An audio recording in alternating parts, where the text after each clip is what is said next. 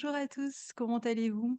J'espère que vous passez des belles vacances. Donc aujourd'hui, on se retrouve pour l'analyse de la nouvelle lune en Lion du 4 août 2024 qui aura lieu à 12, sur le 12e degré et 34 minutes du Lion à 13h14 heure de Paris.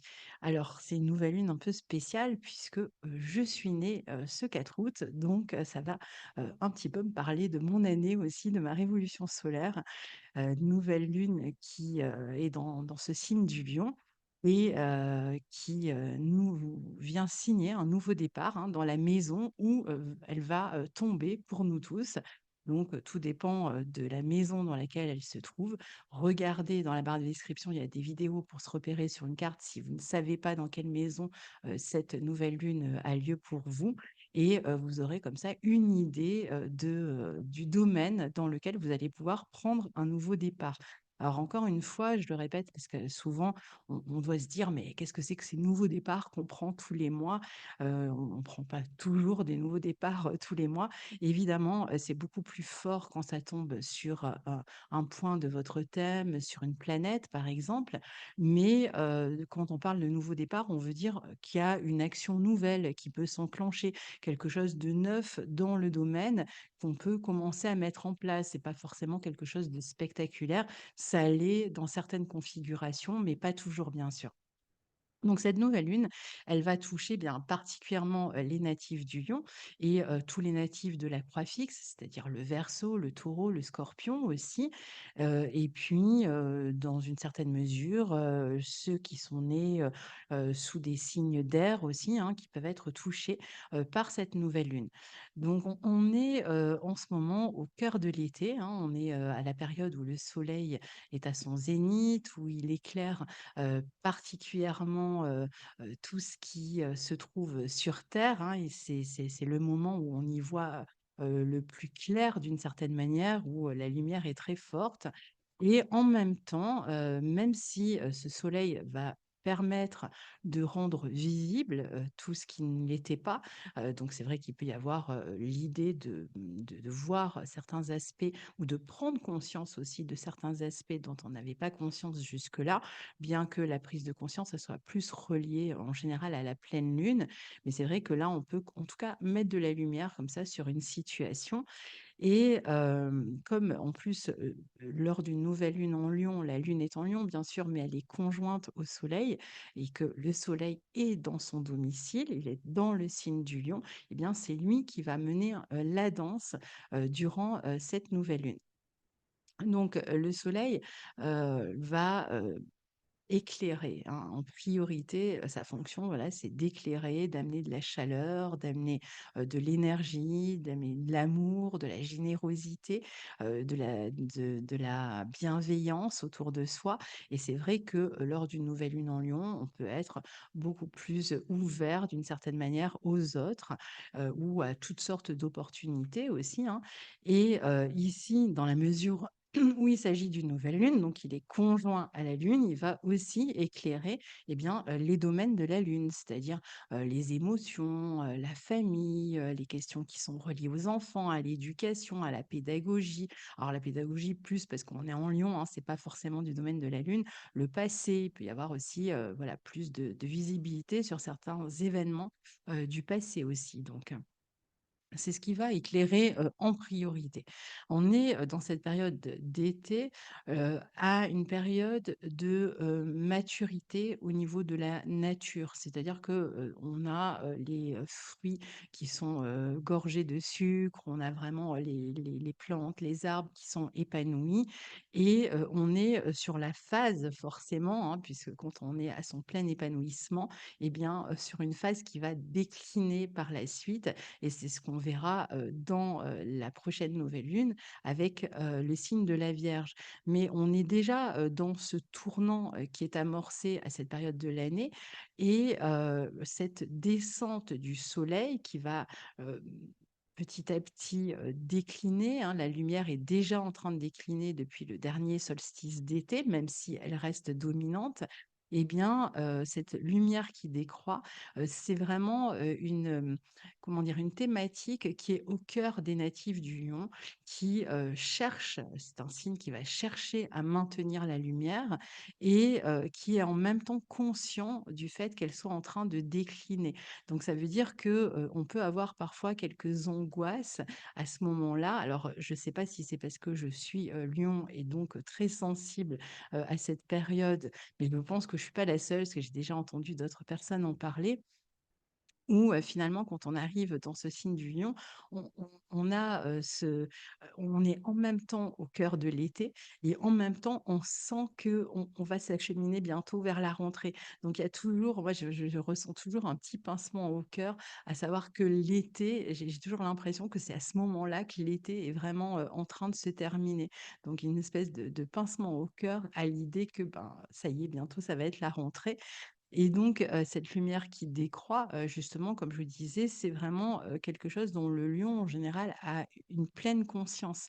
Il a, la pleine conscience de, la possibilité de ce déclin et d'où le fait qu'il va peut-être en faire, parfois des tonnes pour se maintenir dans sa position, pour rester sur son trône d'une certaine manière et donc pour vouloir rester au zénith, garder, sa place de choix, rester assis sur son trône, le signe du lion est le signe de la royauté aussi.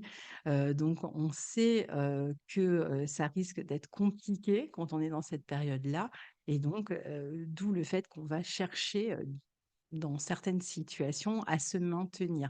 C'est un signe de feu, un feu fixe, hein, donc il va s'accrocher à cette lumière et par extension à ce qui fait sa gloire. Alors ce signe du lion, il va chercher à maintenir ses avantages et ses privilèges, ce qui n'est pas gagné. Alors c'est rare que j'écoute ce que font les autres astrologues au niveau des nouvelles et des pleines lunes. Et là, en fait, j'avais écouté la nouvelle lune qui a été faite par Astro Kaka. Je ne sais pas si vous connaissez, moi j'aime beaucoup, il est très drôle et intéressant aussi.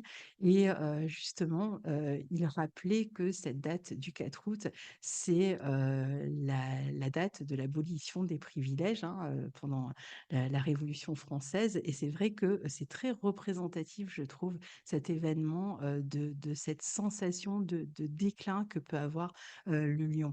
Alors c'est drôle parce que c'est en même temps le signe de la royauté. Je ne sais plus quelle reine, d'Angleterre, peut-être la mère d'Élisabeth ou enfin il y en a une en tout cas qui qui était née le 4 août. Je crois que c'est la mère d'Élisabeth. Il y a, Obama, si sa date de naissance est bonne, qui est né, puisque c'est un peu contesté, qui est né le 4 août. Il y a Meghan Merkel, vous voyez? On est, quand même dans des, chez des personnes là qui ont pas mal de privilèges et donc c'est, vraiment l'exemple du pouvoir qui cherche à se maintenir en place et prenez pouvoir vraiment au sens large, pas seulement, évidemment, des personnes de pouvoir, mais on va chercher à maintenir une forme de pouvoir, à maintenir sa place dans une situation et avec cette sensation, que quelque chose pourrait nous échapper, que ce qui a été construit pourrait nous échapper ou que, une volonté, un désir pourrait nous échapper. Donc il y a toujours cette petite inquiétude, pendant cette période qu'on traverse, en Lyon, de voir ses privilèges tomber, s'évanouir, sa place perdue, par exemple. Alors, le lion, c'est le signe de la royauté, c'est le signe de tout ce qui est noble, des valeurs chevaleresques. Vous voyez, tout ce qui est un peu peut-être désuet d'une certaine manière, mais intéressant. Et c'est vrai que les natifs du lion, en général, vont chercher à mettre ces valeurs-là, à les prioriser, hein, en général.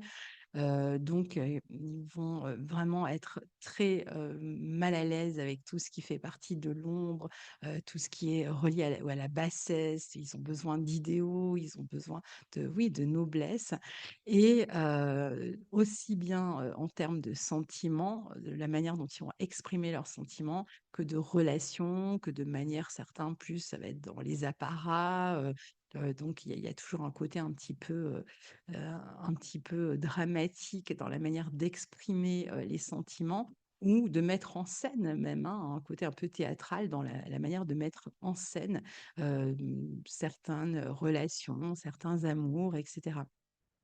Donc, là, on est, plutôt dans une phase, où on va rechercher, ces valeurs-là, l'honnêteté, le courage.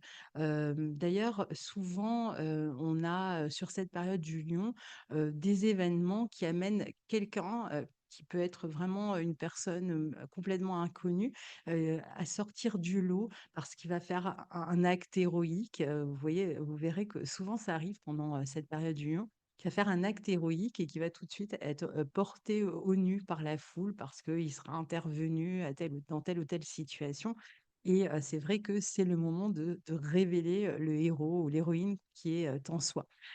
Donc ici, on va, plutôt, préférer, mettre en valeur, mettre en avant, je veux dire, ces valeurs-là, les valeurs d'honnêteté, de respect, on va chercher à se valoriser aussi beaucoup, durant cette période et ben, de la même manière, je parlais de manière d'agir un peu théâtrale, tout ce qui est, relié au théâtre, au spectacle, au divertissement, les acteurs et cetera, tout ce qui peut faire partie du monde des paillettes peut aussi, du divertissement, des spectacles de manière générale, peut faire plus parler, d'eux aussi pendant cette période. Tout ce qui est entouré de paillettes, de drames de toute façon et puis, le monde du sport évidemment et on est, en plein, pendant les JO, sur cette période-là. Donc le sport qui va pousser à se dépasser, qui lui aussi, va mettre, en avant des valeurs, très lion qu'on sait bien fait évidemment. Le courage, le dépassement de soi, le côté fair play, tout ça sont, des valeurs, lion. La générosité, voilà, ce côté fair play en particulier, en même temps, qui va divertir, hein, et là aussi une valeur lion et donc voilà, une idée qu'on va, dépasser ses limites, faire, peut-être, sauter des records, monter sur le podium, donc on est bien encore une fois dans cette nouvelle lune en lion, avec ces JO. Alors la nouvelle lune en lion, c'est aussi, le moment, de manière plus générale, au-delà, du plaisir, des divertissements, des roucoulements amoureux, hein, un signe qui est quand même beaucoup relié au flirt, à la vie amoureuse, aux amours de vacances, les sorties joyeuses avec les enfants, mais c'est un moment aussi pour, s'affirmer, pour oser, rayonner, de tout son feu finalement, de toute sa puissance. Alors c'est vrai que, on peut le faire en se montrant créatif, on peut se sentir ou se montrer, plus confiant. En général, si on se montre plus confiant, c'est qu'on ressent aussi plus de confiance. On va se montrer plus enjoué, plus enthousiaste, donc on a les capacités ici, pour rayonner, pour répandre sa lumière autour de soi. Alors à la fois pour rayonner soi-même, mais aussi pour faire rayonner les autres puisque, un lion, bien équilibré, normalement, il ne va pas être tourné, seulement vers lui. Il va chercher aussi à mettre la lumière, à faire que sa lumière, en fait, se répande sur les autres. Donc à faire rejaillir cette lumière sur les autres, mettre en valeur, en avant aussi les autres. Donc c'est pas, le lion équilibré, c'est pas un lion qui éblouit forcément, même si parfois, il peut le faire, mais c'est un lion qui est capable aussi de valoriser les autres, de reconnaître les talents, en fait, d'autrui. Cette question de la valorisation et du respect, c'est vraiment, des aspects importants pour le natif du lion, d'autant plus qu'ici, Vénus est coprésente dans ce signe. Alors avant de continuer, je vais vous partager la carte pour que vous, puissiez voir tout ce dont je vous parle avec moi. Voilà, donc là, on a la carte. Donc, vous voyez, on a la conjonction Soleil-Lune ici, hein, en Lion, qui est au sextile à la fois de Mars et de Jupiter en Gémeaux. Bien sûr, je vais vous en parler. Et on a cette coprésence de Vénus dans le signe du Lion, donc c'est quand même assez intéressant. Alors, on voit aussi que, je vais en parler aussi, que, Saturne, et Jupiter sont en train de construire leur carré, hein. Je vous ai promis que j'allais faire une vidéo dessus, ça arrive. Donc, ce carré est en train de se construire et c'est important, de l'avoir dans son collimateur, même si on a vraiment un très joli aspect là entre la nouvelle lune et Mars et Jupiter. Parce que, ce carré, en fait, il va, certainement, alors pour tous, hein, pas que pour, les natifs du Lion, là, en l'occurrence, mais, il va, certainement amener des délais par rapport à des situations. On parlait de nouveaux départs tout à l'heure. Eh bien, je pense que ces nouveaux départs, ils vont se faire dans le temps. Alors, je vais y revenir dans un instant. Alors, sur cette phase, il ne s'agit pas, du lion, hein, et de cette nouvelle union lion, il ne s'agit pas de se mettre en retrait, de jouer les timides, bien évidemment. Il ne s'agit pas non plus, de tomber dans l'excès inverse de l'outrecuidance, de l'arrogance ou d'afficher un air de supériorité, mais, juste d'être conscient, de sa valeur, de ses capacités. Dans ce feu fixe, on brûle, on se consume pour ses passions, on fait feu de tout bois, d'autant plus que ce feu du lion est attisé par l'air où se trouvent Mars et Jupiter, hein, qui sont tous les deux en Gémeaux. Donc c'est un peu, on a l'impression qu'on souffle sur les braises ici. Donc il y a vraiment cette idée quand même de faire de s'adonner à ses passions et d'inspirer les autres ou de se laisser inspirer par les autres. Et si vous êtes dans une phase créative, eh bien, avec ces 2 planètes, Mars et Jupiter en Gémeaux, c'est vraiment, le moment pour vous exprimer, à travers votre créativité, l'écriture, la danse, le sport, hein, même, on l'a dit, mais vraiment, toutes sortes de travaux créatifs où, vous pouvez avoir eu, des idées, hein, des idées que vous avez envie, besoin d'exprimer et certainement ici avec plus d'élan, avec plus de passion et de décontraction en même temps. Donc on va être littéralement porté pendant, cette nouvelle lune, alors au moins jusqu'à la pleine lune. Alors, ça va faire 2 fois qu'on a, une nouvelle lune qui a, une certaine tonalité, hein. C'était le cas pour la nouvelle lune en Cancer qui était plutôt, hem plan-plan, alors plan-plan d'une certaine manière, c'est-à-dire qu'il y avait, un côté, on en avait parlé, on change tout, mais on change rien en même temps et qui a, commencé à être détonnante à partir de la pleine lune, environ, hein, quelques jours avant partir de la conjonction Mars-Uranus, on en avait parlé. Et là, c'est pareil, c'est-à-dire qu'on a une nouvelle lune qui est vraiment dans l'enthousiasme, avec ce feu attisé par l'air des Gémeaux. Et puis après, on va avoir une pleine lune avec un tas d'aspects extrêmement importants. D'ailleurs, je vais faire une vidéo sur les énergies du mois d'août parce que c'est vraiment un mois très important. Donc c'est vrai que là, pour l'instant, dans cette première quinzaine qui va suivre la nouvelle lune, en attendant la pleine lune, on peut faire preuve d'idéalisme dans la vie amoureuse, dans ses projets, on peut être porté, comme je vous disais. L'énergie est vraiment ludique, donc c'est le moment de s'amuser, de faire ce qu'on aime faire. L'idée dans le lion, c'est vraiment de se faire plaisir, de faire ce qui, quel est le feu profond, hein, qui vous anime et de le faire avec une certaine légèreté puisque les planètes en Gémeaux nous y encouragent. Donc on va être plus ouvert aux propositions, on va avoir 1000 occasions, de briller, d'être satisfait, de réussir grâce aux opportunités qui vont se présenter, des opportunités qui peuvent se présenter d'étudier aussi, d'enseigner avec pédagogie ou de se dépasser, d'écrire, de voyager, d'être en contact avec des personnes d'origine étrangère, de mettre en application des savoirs que vous avez déjà commencé à développer. Cette nouvelle lune au sextile de Mars-Jupiter en Gémeaux, vraiment, est extrêmement dynamique, pour, les natifs du lion en particulier, mais, pour tous, encore une fois, où se trouve ce 12e degré, du lion, dans votre thème.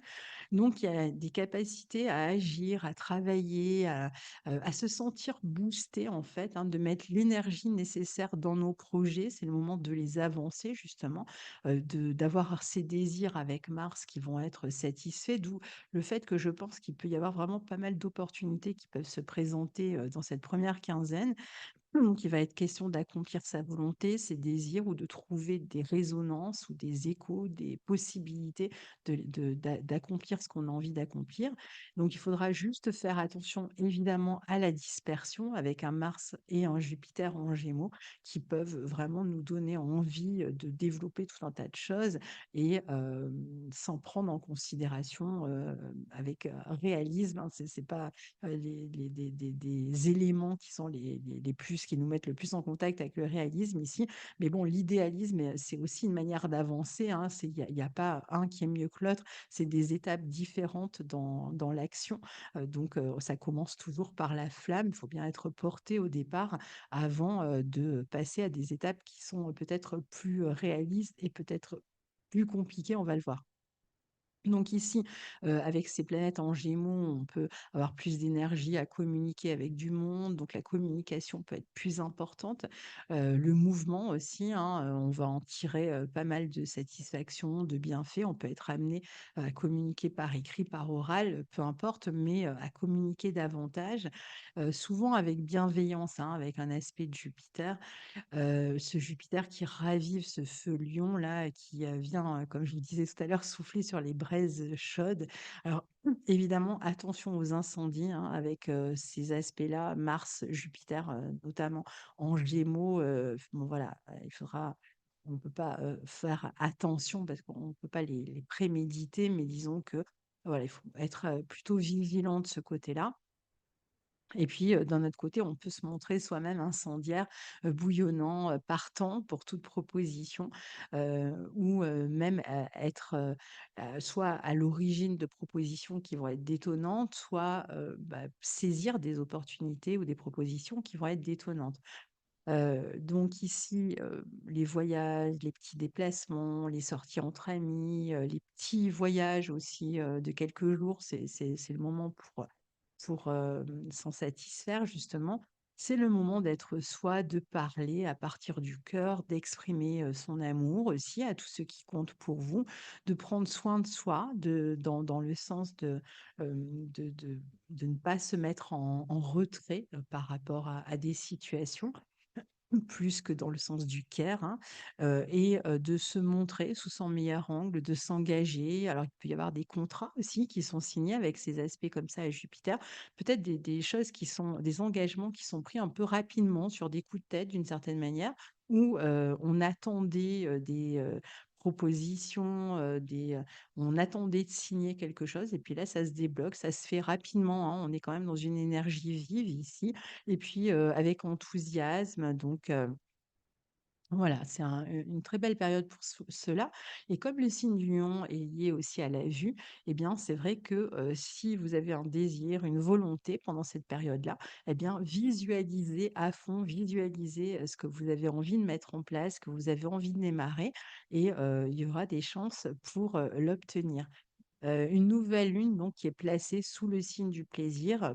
Profitez-en, comme je vous disais avant la pleine lune en Verseau, du 19 qui est plutôt quand même déstabilisante. Je crois qu'elle est carrée à Uranus et on va avoir aussi, le carré, entre Jupiter et Saturne qui sera exact, lors de cette pleine lune.